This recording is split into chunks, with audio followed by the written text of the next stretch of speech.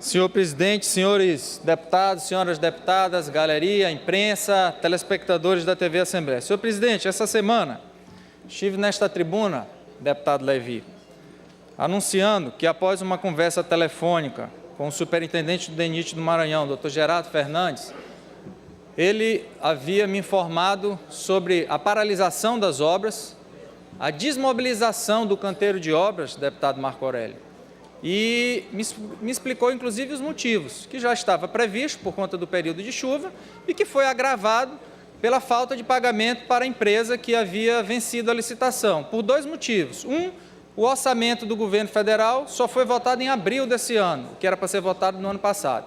E segundo, um contingenciamento em recursos do PAC da ordem de 7 bilhões de reais.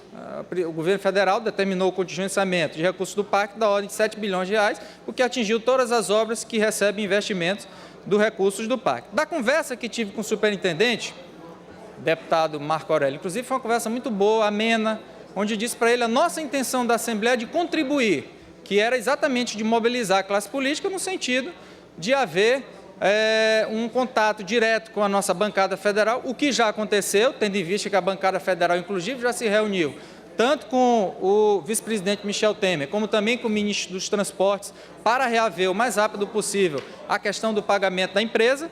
Mas o que me causa indignação e o que me causa surpresa é a nota que foi dada pela assessoria de comunicação da Superintendência do DENIT, que eu vou ler.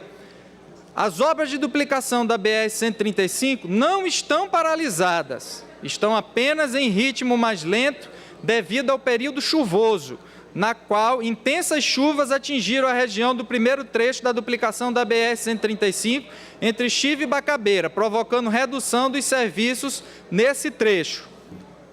Quero dizer, deputado Marco Aurélio, primeiro que acredito, não sou daquela época, deputado Levi, que diz que a palavra vale mais do que o escrito, mas aprendi isso com os meus familiares e com aquelas pessoas mais diretas. Mas nesse caso, o DENIT não tem cumprido nem com sua palavra, nem com o que está escrito. Não cumpre com a palavra porque o superintendente me diz uma coisa e a assessoria de imprensa diz outra. E não cumpre com o que está escrito porque não cumpriu com o prazo estabelecido que estava no contrato assinado com a empresa, que essa obra tinha que ter terminado em setembro do ano passado. Mas aí, senhor presidente, eu trago aqui a esta casa, deputado Glaubert Coutrinho, um ofício que foi protocolado pelo prefeito de Bacabeira, Alain Linhares, no dia 24 do mês passado, onde diz o seguinte, isso aqui está no site oficial da Prefeitura de Bacabeira. Prefeitura de Bacabeira cobra retomada das obras da BR-135. A não ser que eu não conheça mais o português, deputado Marco Aurélio, mas retomada é voltar aquilo de alguma coisa que estava parado.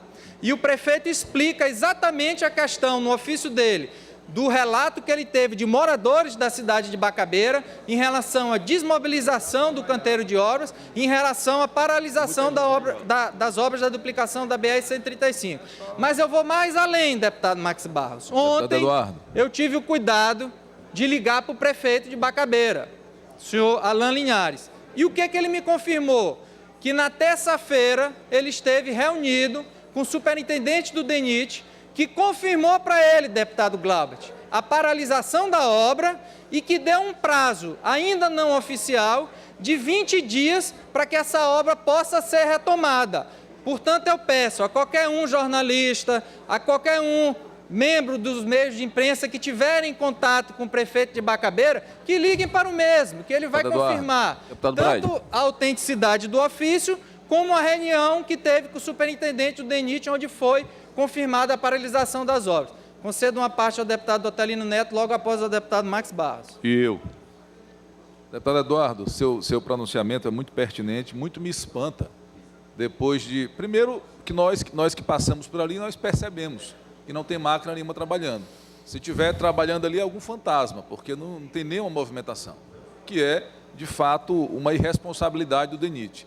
E depois do superintendente lhe passar a informação, ele soltar uma nota dessa, tem que respeitar a sociedade maranhense, primeiro cumprindo com sua obrigação, com a obrigação do DENIT, de concluir aquela obra. Aquilo é um absurdo que está acontecendo com o Maranhão. E depois de prestar informações verdadeiras. Para qualquer cidadão, ele tem que prestar informações verdadeiras, quanto mais para um parlamentar do Estado do Maranhão, que foi o caso de Vossa Excelência, que falou pessoalmente com o superintendente. Agradeço a parte, deputado Telino. Deputado Max Barros. Deputado Braide, mais uma vez, Vossa Excelência faz um pronunciamento importante. E essa questão eu acho que tem que ser tocada quase que diariamente nessa Assembleia, porque também é uma questão política. E eu quero dizer que o diretor do DENIT aqui deve estar cumprindo orientações, ele é um funcionário, né? O que acontece é que o ministro dos Transportes esteve numa comissão do Senado, se não me engano, na Comissão de Infraestrutura do Senado, e disse, e está tudo gravado, que todas as obras do PAC estavam paralisadas. Quando ele saiu da sessão da comissão, entrevistado pela imprensa, talvez cobrado até pela própria presidenta, ele mudou, disse que não estava paralisado, tinha desacelerado. Então, isso é um tom que o governo quer dar, quando, na realidade, eu acho que nós temos que fazer a audiência pública, que parece que Vossa Excelência já convocou, convidando aqui o diretor do DENIT, e ele presente aqui, nós solicitando alguns documentos para ele, nós temos como comprovar se a obra está paralisada ou não está paralisada.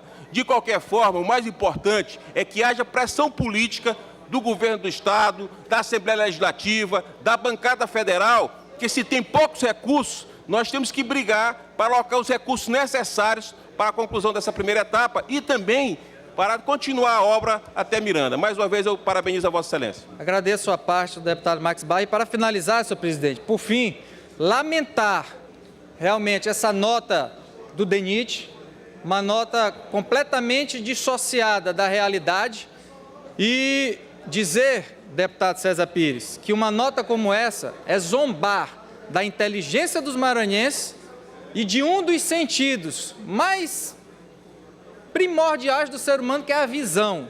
Qualquer pessoa que passa e sai de São Luís para se deslocar na BR-135 sabe que lá não tem obra nenhuma. Portanto, um apelo que faço hoje é que cada maranhense seja fiscal dessa obra e passe por lá quando estiver naquele caminho e veja se a obra está acontecendo ou se está paralisada, para que o DENIT não tenha mais a coragem de emitir uma outra nota como essa. Era o que tinha a relatar, senhor presidente.